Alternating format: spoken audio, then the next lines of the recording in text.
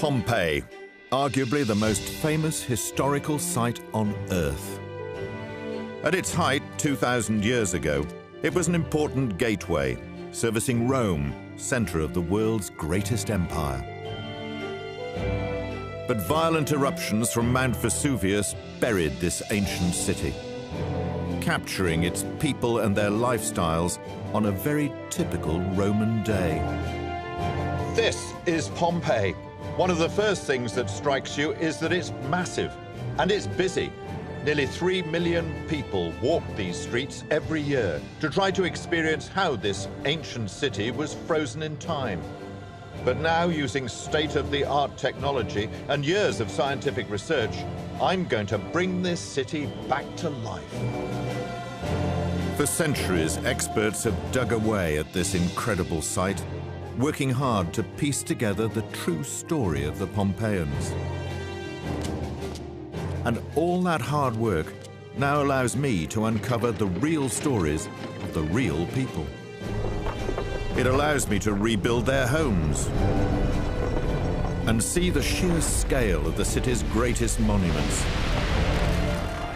It gives me a chance to experience their bloodthirsty sports and their taste for food, drink, and each other. In this program, I'm going to walk in the footsteps of the real Pompeians. I'm on a journey through one of the most famous and most visited tourist sites on Earth. I'm following in the footsteps of the real people who lived here and experiencing what their lives were really like.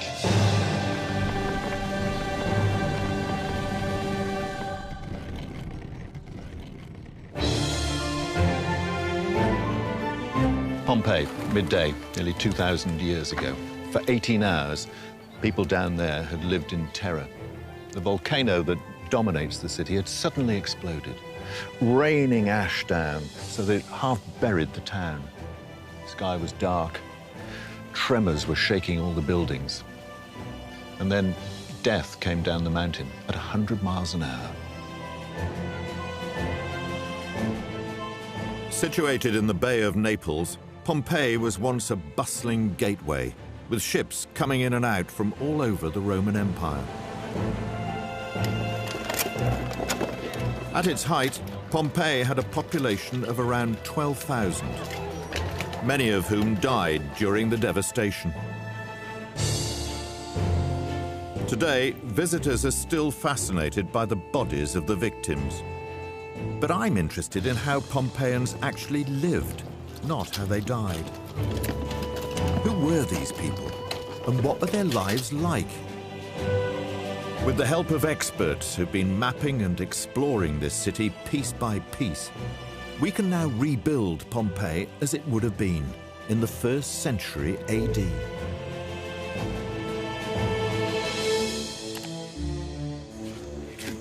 Professor Stephen Ellis is a leading Roman archaeologist.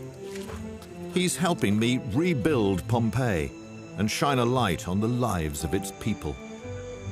Having carried out almost 20 years of Pompeian detective work, who better than Stephen to give me an expert guided tour? We're starting our journey through the streets of Pompeii with a trip to a residential district. On the western side of the city, the remains of houses of the rich and wealthy elite give me a first clue to the lives of these ancient people. It's quite uphill.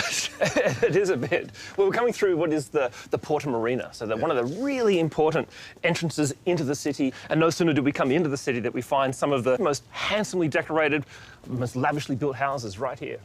The sea's not there anymore. The sea is much further away now, but they would have had a view of the sea? Absolutely, absolutely. They have incredible views, not just across the Bay of Naples, not just Mediterranean, but, you know, the Roman world is out there. Stephen is guiding me through this complex city and helping me to understand the stories that lie beneath these ruins. Once you come in from the din of the city, that you come into a space like this. Yeah. This is the atrium of the house. I suppose in a modern house you call it the hall, reception hall perhaps, but The space is vast, isn't it? The scale of the space, it's spectacular. The size of it, the fact we have mosaics, these beautiful mosaics that you walk in onto, water features in the centre of the room, wall paintings on every face of every wall here, and then a view straight out into the ocean beyond. And the Bay of Naples out there. Right there. What would they use it for?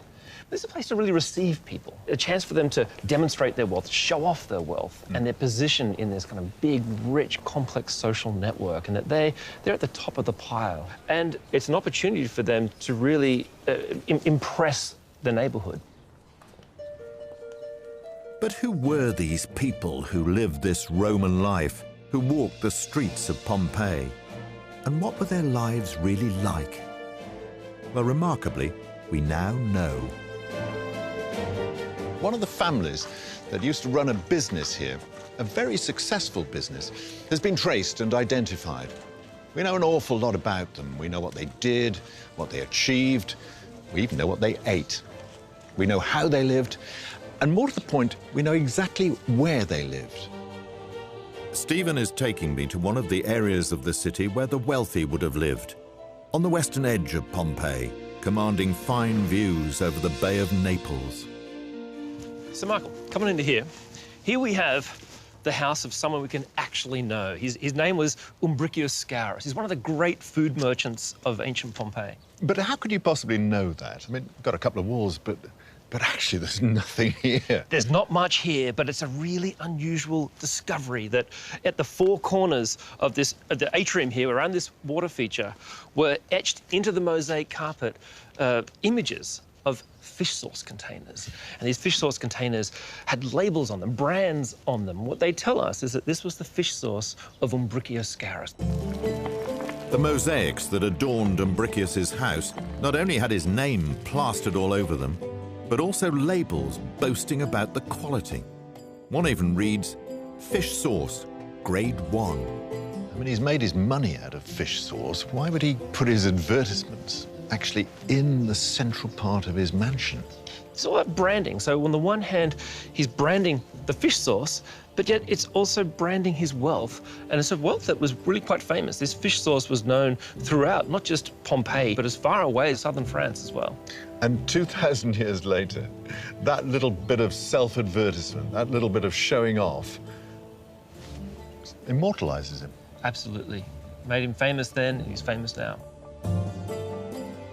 In the past, we could only imagine what the house of a person like Umbricius would have looked like. Today, we can go one better. Using advanced scientific research and decades of detailed archaeological work, I can now see inside the kind of house that Umbricius Scaurus and his family really lived in.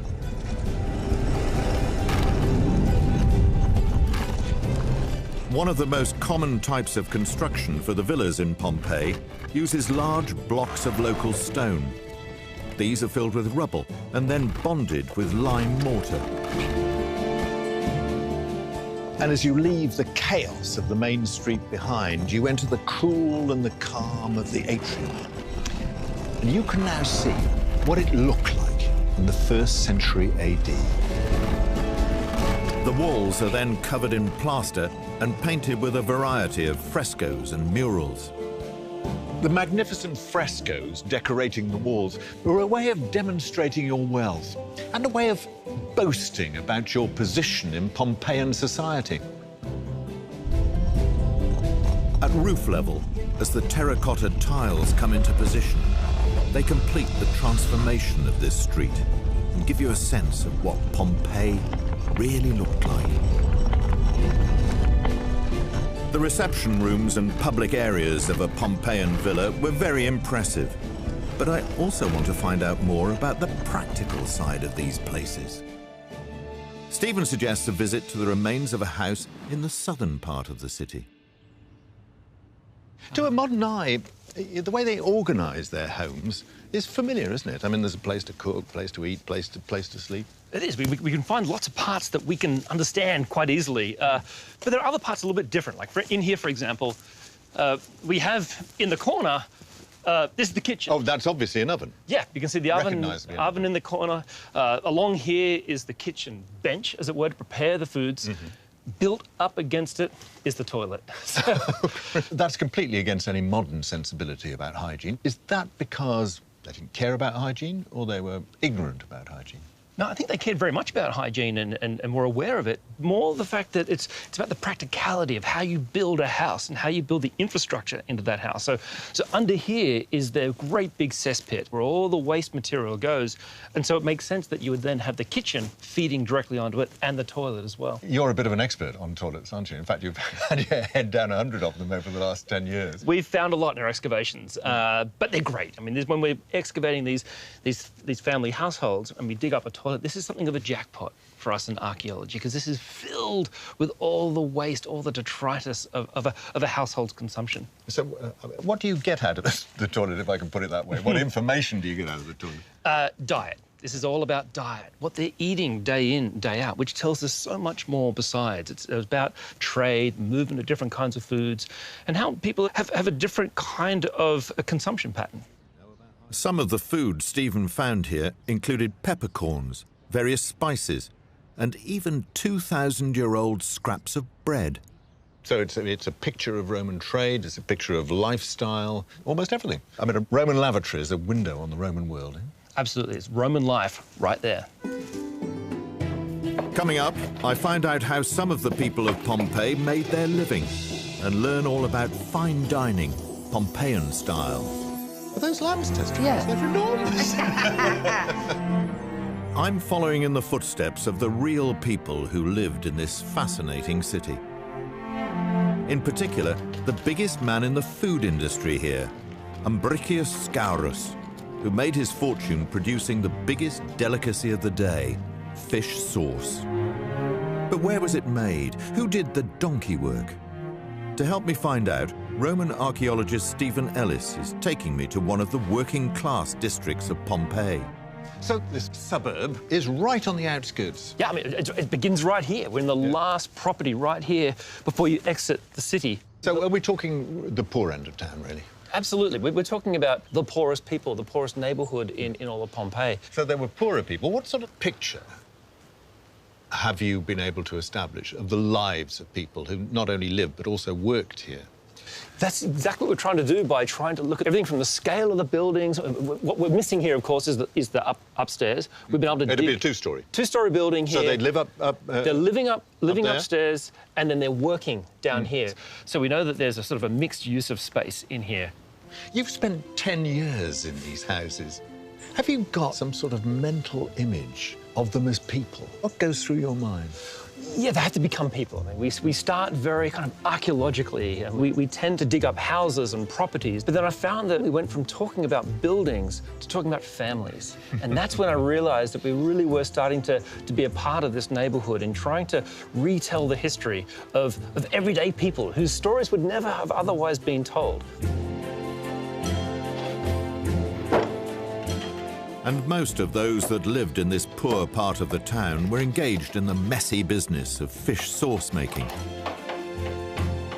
It was a hugely popular product, second only to wine in importance in Pompeii. And this building right here had its own fish sourcing factory. Just under here, beneath this bar counter, there was one of the first fish sauce vats for all of Pompeii. So how antisocial, really, was this? I mean, not to put too fine a point on it, this fish sauce stinks, doesn't it? It's a stinky business. Well, that's why people like Ambricius Scaurus aren't living here. Yeah. And we find that that's... Or he's living upwind. You're living upwind, in fact. Everything changed for the sauce makers here when Spain started introducing very cheap but very good quality sauce. To compete, Ambricius rounded up all the little local manufacturers and united them into one industrialized unit. His locally produced sauce became the most popular taste in town, and Ambricius has gone down in history as the ketchup king. In one fell swoop, it made him his fortune. As a shrewd businessman, Ambricius had spotted that the Pompeians' obsession with fish sauce was there to be exploited. But what did they put their fish sauce on? What was a typical Pompeian dish?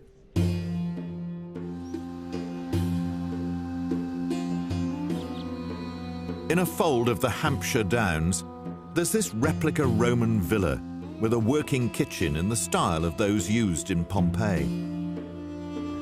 Sally Granger is an expert on Pompeian and Roman food, who uses the kitchen to bring authentic recipes to life.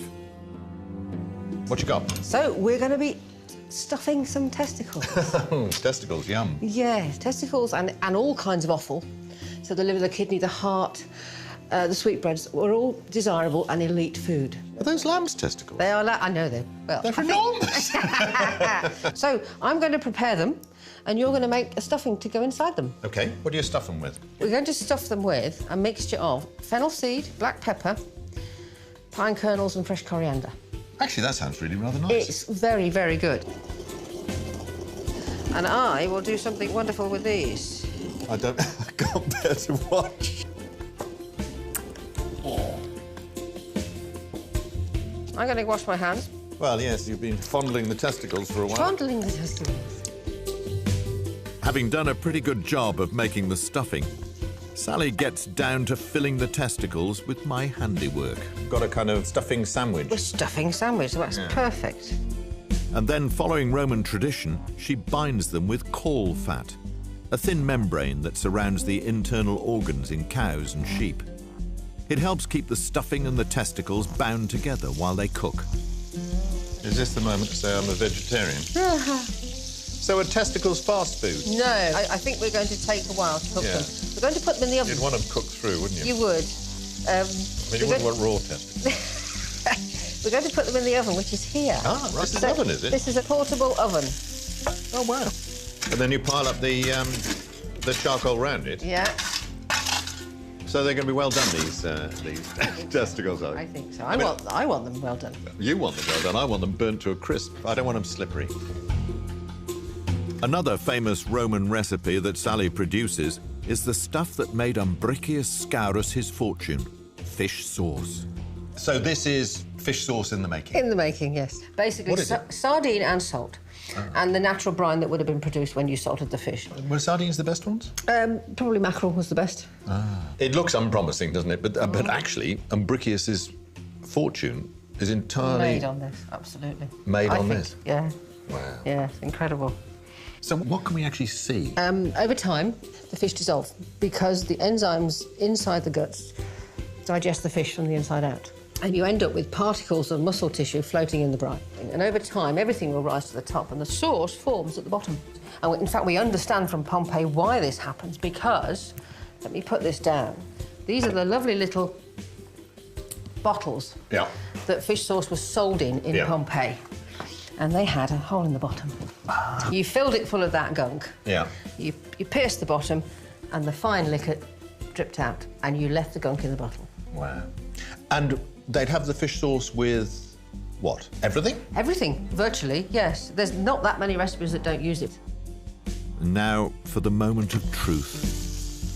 For one glorious moment, I thought it was coq au vin. OK, let's move across to our tasting table. So, I'm going to pour a little bit of fish sauce on. If anybody had told me an hour ago I'd be having lamb's testicles with rotten fish... Oh, God. It does smell like feet. Lamb's testicles that smell like feet. Great. Not slimy. No. No, actually, I'm wondering what all the fuss is about. It's great.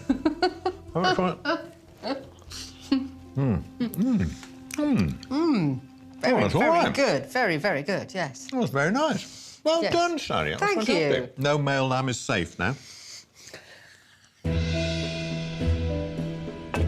Back at the house of Umbricius Scaurus, his slaves are preparing the evening meal. Known as cena for those who could afford it, it would have been a lavish affair in sumptuous surroundings.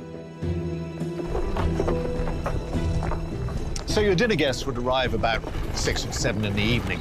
Then they'd be shown straight into what they called the triclinium. Now only ruins, this room would have been a showcase for the entire house. From all that's been found and all the research that's been done, we can now get a clear idea of the rooms where they ate and what fine dining in Pompeii was really like. Unlike us, Pompeians ate lying down.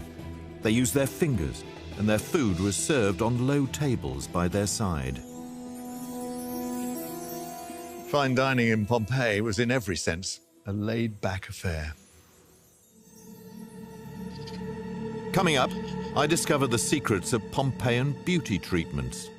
And I enter the brutal and gory world of the gladiators. As a busy Roman town, Pompeii would have been teeming with activity. Farms and vineyards supplying food and drink. Food stalls selling daily bread and other staples. Hundreds of workshops using wood, leather and metals. So how was it all organized? Well, Pompeii was pretty much run from here, the Forum. It was a focal point for all the people and the very center of public life. And now we can piece together what the Forum would have looked like in the 1st century AD.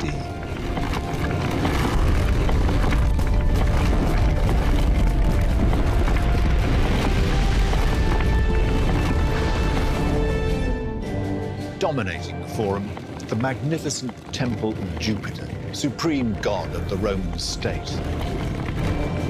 Colonnades lined the perimeter of the Forum. This bustling, beating heart of the city was a magnet for all the citizens of Pompeii. And looming over it all, the great volcano, Mount Vesuvius.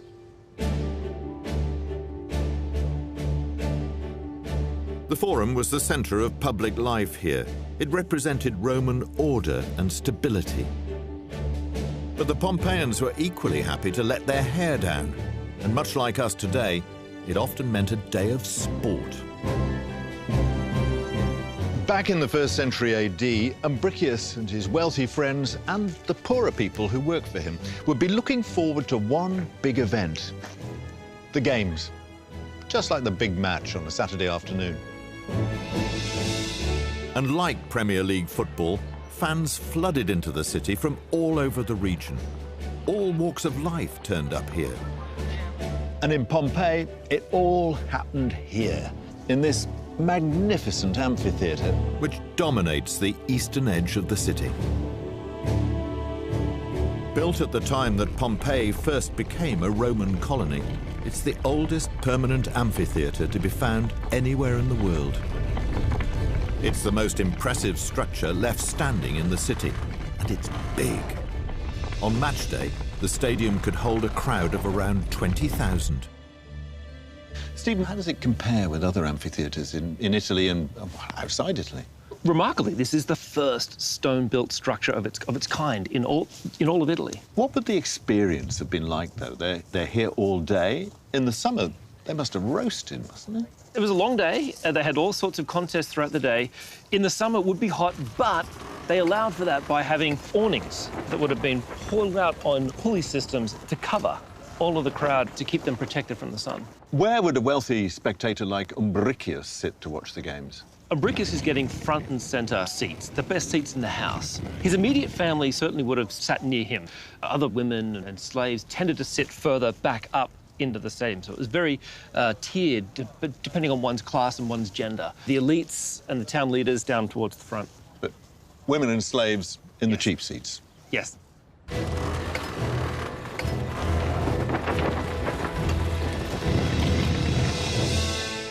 The Pompeians were almost obsessed by gladiators. Their images are everywhere. Even the very graffiti on the walls was about gladiators. Here, for instance, on the main corridor into the theatre, scratched on the wall.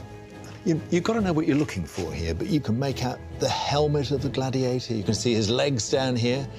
You can see his spear. No, actually, it's a trident and a shield, or more likely a net. And here is the opponent over here. Graffiti of a gladiatorial combat. 2,000 years old. A typical day of sport was made up of several events and could last until dark. Often the day would start with an animal hunt. That was followed by public executions around lunchtime. And then in the afternoon, it was time for the main event, as the gladiators finally took to the ring. Gladiatorial combat was much more complicated than you might think. It wasn't just a matter of two heavily armed blokes battering each other to death. There were many different types of gladiator, many different styles of fighting. One popular type of gladiator in Pompeii was the retiarius. He wore a guard on one arm. Part of his armour was a plate tied to his left shoulder to help protect his head. He fought with a net and a trident.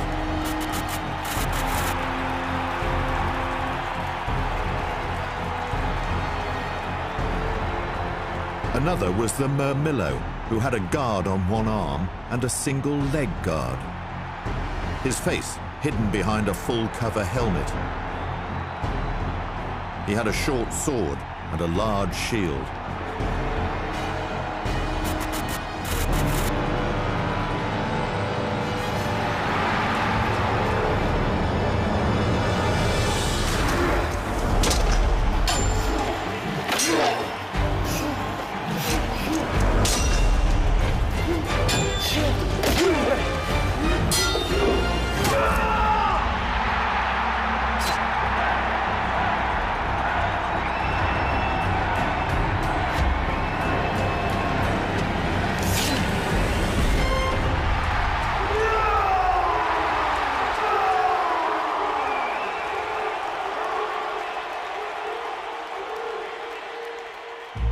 As well as being brutes, these men were also heartthrobs. Graffiti found in Pompeii tells us that one gladiator, Calidus, was the man of the moment. One reads, "Girls heartthrob Calidus, fought 3, won 3."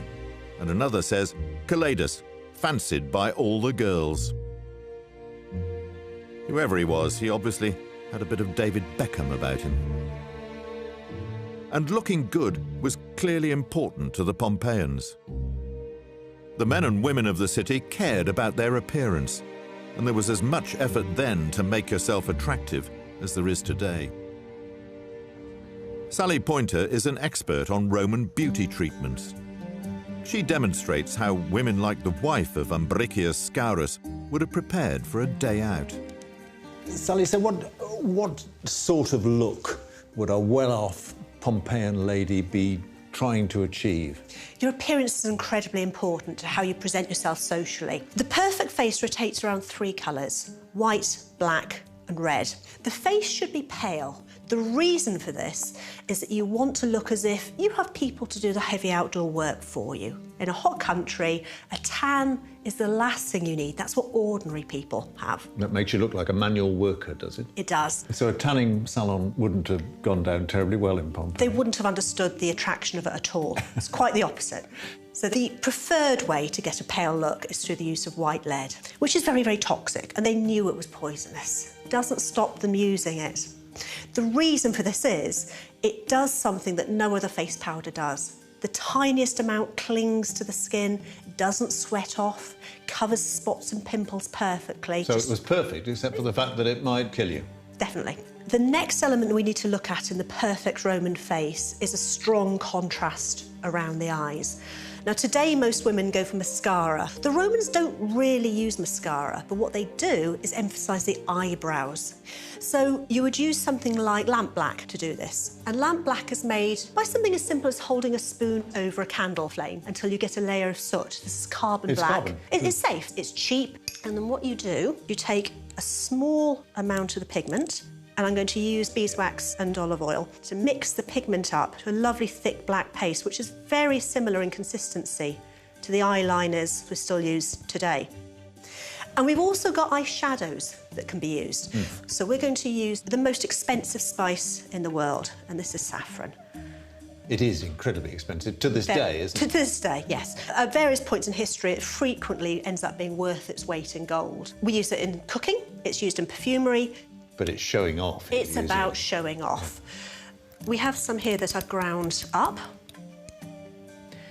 and then I can just use a finger. Well, this is looking terrific already. I think the eyes are about there. We need to move on to the cheeks next. Cheeks are a very good way of looking youthful, looking healthy, possibly even aroused. And there are a lot of colours we can do that with. What we're going to use today, though, is red ochre, hematite. It's the ore we get iron from. Oh, and you just get a dust. You just get a red dust. Oh, actually, a bright red dust. Having ground it up, we can just apply it to the cheeks.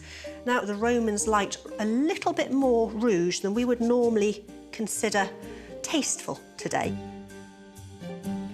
It's not known for certain if Roman women used any makeup on the lips, but Sally's confident that there would have been a basic lipstick made from combining the red powder used on the cheeks with almond oil and beeswax. So, is this it? Is Ariana our Pompeian lady of fashion? I think we've represented quite well what we see in the evidence. We've used the same tools and ingredients that we either have found archaeologically or we know about from writers who are current at the time of the eruption. So I think we can be confident that this is a good look for somebody of aspiring status. Coming up, I'm off to the pub, Pompeii style. I pay a visit to the city's top tourist attraction. This is Pompeii's brothel. And discover what the future holds for this ancient city. I'm on a journey to discover what life was really like in Pompeii just before Mount Vesuvius buried it in millions of tons of debris.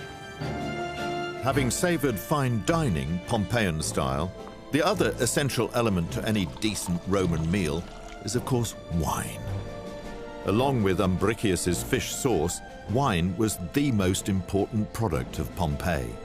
And Pompeii was one of the most important wine centres of the entire Roman Empire.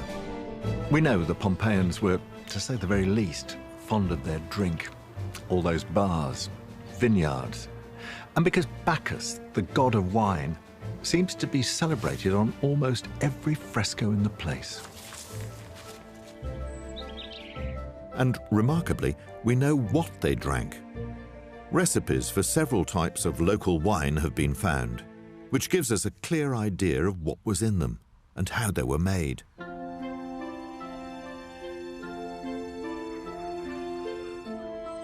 And those ancient recipes are still in use today. A small vineyard in Provence, in the south of France, uses them to make exact replicas of Pompeian wines. The team here have recreated an authentic Roman vineyard, growing grape varieties that they know were popular during Roman times. Lots of local families are brought in to press the grapes, and the team insist on it all being done in the traditional manner. One key aspect of these wines is that the Pompeians discovered ways of preserving them so they could last as long as possible. They added a variety of spices, plants and herbs to the grape juice, and even seawater. So what does wine made to an authentic 2,000-year-old recipe actually taste like? I enlisted the help of our Roman chef, Sally Granger, to find out. I rarely drink wine, so this is a bit of a treat for me. Really?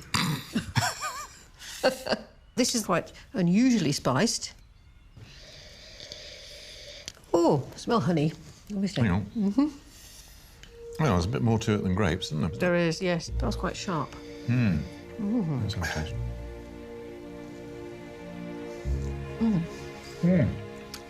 Oh, that's sharp.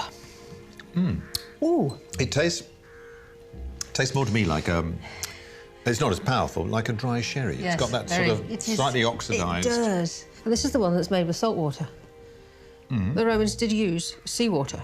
Why? I think they probably thought it preserved for longer because wine did go oxidised, as you said. What do you think? Yes, it tastes like medicine to me, I'm afraid. It sucks the life out of your mouth. We can make an afternoon of this. Yeah. Wine would have been enjoyed in the bars that are all over the city. But what the excavations show is that Pompeians were interested in more than the local stuff. They had a very real taste for the finer things in life. One of the best examples of bar culture in Pompeii is in a street now closed off to the general public. Here's a backstreet bar that would have been full of life. The wine back then wouldn't have been stored in a bottle, but in a terracotta jar called amphora. Here, Dr. Sophie Hay has spent years excavating at the site, and she's made some fascinating discoveries. Well, there's not much of it, is there? Or not to the untrained eye. There is a bar. There is a bar, and it's a beautiful marble-top bar with a little display unit there, which would have had glasses and the types of wine that were available. How long did you spend working here? We dug here for 3 years in total. 3 years? Yes, not just in the bar, but also the property next door, which was owned by the same proprietor as the bar. How much did you find out about the guy who owned this place, owned the bar? Well, the most amazing thing is we know his name.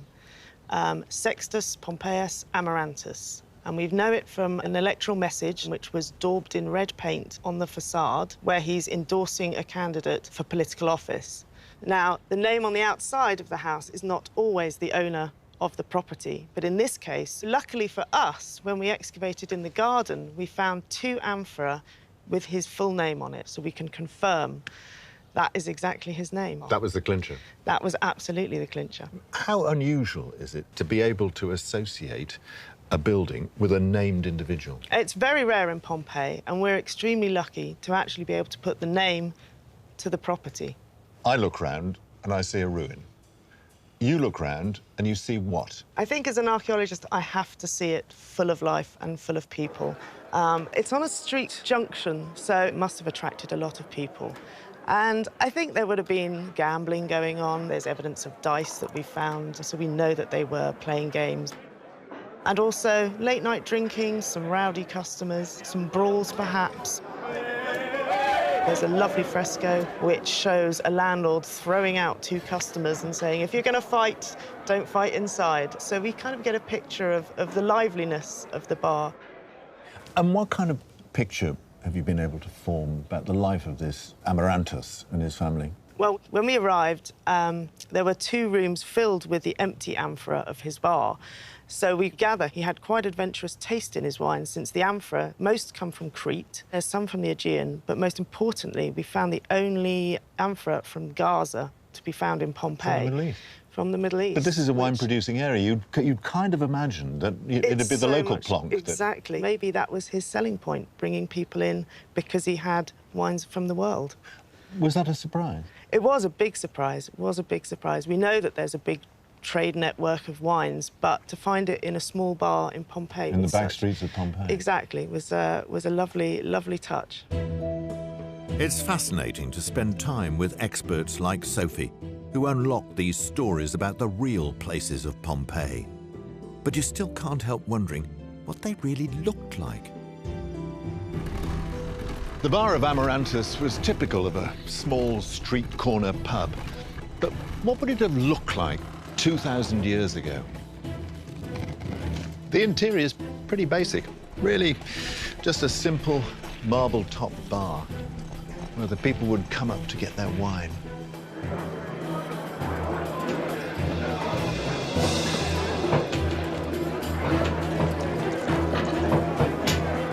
Like any modern town, the social life of the city, at least for the poorer people, revolved around the dozens and dozens of bars. Whether the rich, like Umbricius, ever popped in for a swift one, well, that's rather more doubtful. I'm discovering how the Pompeians lived and how experts are constantly unlocking new stories from this fascinating city. But there's also what appears to be a sleazy side to Pompeian life. Look closely and you'll see erotic images dotted around this city. Umbricius, his wife and son would have been exposed to these on a daily basis. Sex is woven into the very fabric of the city. This is just an ordinary pub. Yet on the outside wall is a very bold, very prominent stone phallus. Not exactly the raw oak, is it? I want to know a bit more about this apparent Pompeian obsession with erotic imagery. Dr. Kelly Olson is an expert on sexuality in Roman culture. I know the Romans were famously earthy, Kelly, but it still seems to be a very strange thing to put outside your business or your shop. Well, the phallus in ancient Rome does not have the same kind of purely erotic connotations that it does for us. For the Romans, the phallus is a symbol of good luck. It wards off ill chance. It wards off accident. Romans thought that their world was inhabited by demons all around in the same way that we think our world is inhabited by germs. And so the phallus is really a way of warding off all that. It's really a good luck charm. Brothels and prostitution were legal here, and the most famous brothel is perhaps the biggest tourist attraction of all in Pompeii. This building is known as the Lupanar, the most famous brothel in the city. It commands a prominent position on a street corner in the center of Pompeii. And this is the Lupanar, Pompeii's brothel. A famous brothel. Mm-hmm. It's not exactly hidden away, is it? It's on a prominent crossroads. It's out there. It is out there, and that's because the Romans are very open about sex. And in fact, they don't even have the same sexual categories that we have. So to divide people up sexually according to the preferred gender of their partner. So we say people are homosexual, heterosexual, bisexual. The Romans don't have that sexual blueprint. And in fact, a man could have sex with whomever he wanted, as long as he keeps his hands off citizen males, married women, and marriageable women. They were the only people off limits. They were the only people off limits. The Lupanar is a compact, cramped building with 3 very small, dingy cubicles where the prostitutes would have worked. No, it's not exactly luxurious, is it? In fact, it's like prison cells. Yeah, it is very small, very cramped, very dark, very gloomy. And you'll notice that unless the 18th century excavators were very rough, there's no signs that there was a door to be closed on any of these cells. So there might have been a curtain to shut out the sights of sex, but the smells and the sounds would have been obvious to everybody. So no real privacy? No real privacy at all. It has a kind of feeling of a factory for sex. I think that's the way the Romans thought of it as well. Adorning the walls of the brothel are graphic images of the prostitutes with a variety of clients. They depict quite luxurious scenes, don't they? With the wonderful couches, and the ladies look glamorous. Yes, it's really to set the tone, I think, for the clients that get here. It's to give the place a kind of cachet that it doesn't otherwise have. There's quite a contradiction, though, isn't there? Between that and, and this. where they were actually working. Yeah, look at the beautiful hangings on that one, on the bed, and the carved legs on the bed. And the women are very healthy, very well fed. Note that they have very big hips. The Romans really loved that particular body shape. Yeah. They don't really like hourglass. They like pear-shaped. Yeah. Isn't that great? Yeah. And who is this very well-endowed gentleman? That would be Priapus, the phallic god. Oh, cool. Yes, absolutely.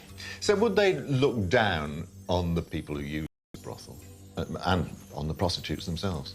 Prostitutes were of the very lowest echelons of Roman society. They would have been slaves, freed women, maybe even very poor free citizen women.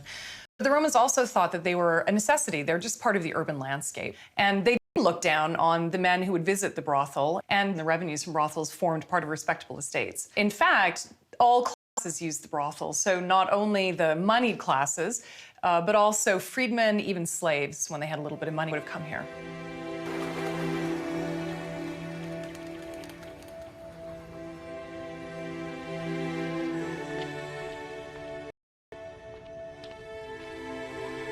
The understanding we have now of Pompeii and its people, their sex lives, their food, their lifestyle, their politics, their sport, is the culmination of centuries of often painstaking research.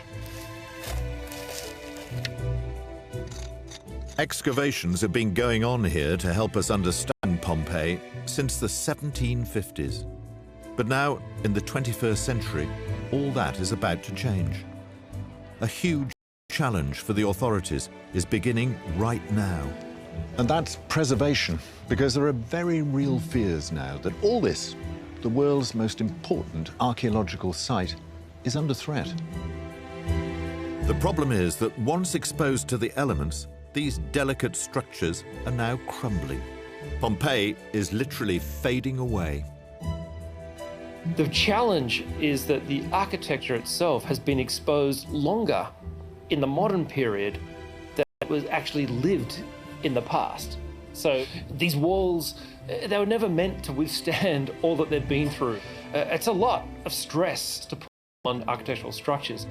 What we're left with is, of course, a city that is now crumbling, and we need to try to find new ways to understand how to stop that process. Of course, we'll always be faced with that issue of time. Time will ultimately win this battle.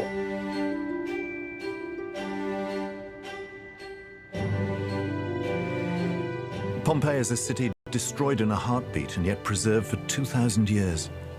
Walk through the gate and you step into the most vibrant of Roman cities, into an empire pulsating with life.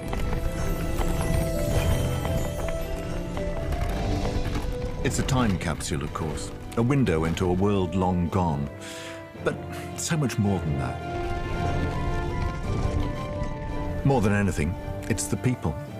Nowhere else can you get close to the men, women and children of the ancient world, staring at you out of their frescoes, lying in front of you frozen in the instant agony of their dreadful deaths. And all around you, the richness and the vulgarity of their everyday lives. You don't just step into the past, you walk with Roman ghosts. The town that died has brought history to life.